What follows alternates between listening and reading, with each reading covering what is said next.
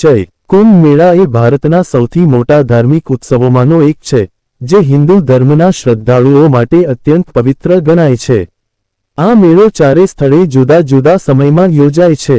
આ સ્થળોએ ગંગા, યમુના અને સરસ્વતી નદીઓના સંગમ અથવા પવિત્ર નદીના કિનારે મળનારા કુદરતી અને ધાર્મિક મહત્વના સ્થળોનો સમાવેશ થાય છે. કુંભ મેળા કયા શહેરોમાં યોજાય છે?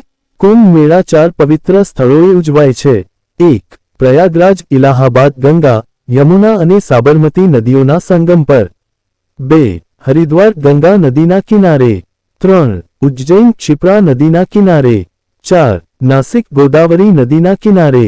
ઉત્સવની મહત્વતા અને કારણ. કુંભ મેળાની ઉજવણી ધાર્મિક પૌરાણિક કથાઓ સાથે જોડાયેલી છે. દંતકથાના અનુસાર, દેવી દેવતાઓ અને દાનવોએ ક્ષીરસાગરમાં અમૃત મથન કર્યું હતું. આ મથન દરમિયાન અમૃતનો કુંભ ઘડો મળી આવ્યો હતો, જે માટે દેવ દાનવોમાં લડાઈ થઈ. આ લડાઈ દરમિયાન અમૃતના કેટલાક બિંદુઓ આ 4 સ્થળોએ પડ્યા હતા.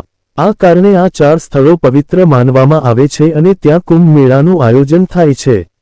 કુંભ મેળાનો સમય. કુંભ મેળાનું આયોજન ગ્રહ નક્ષત્રોની સ્થિતિના આધારે થાય છે.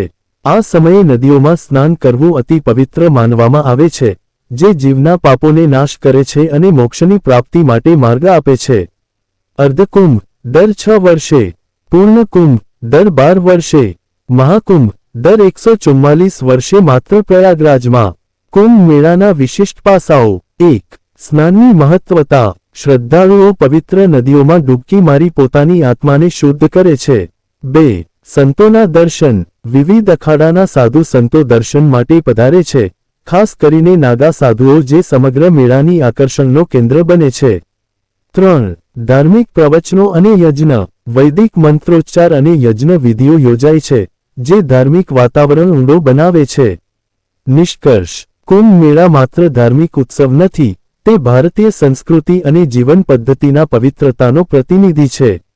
વિશ્વભરના લાખો લોકો આ મેળામાં ભાગ લે છે, જે ભારતીય ધર્મ અને પરંપરાના વૈભવને ઉજાગર કરે છે.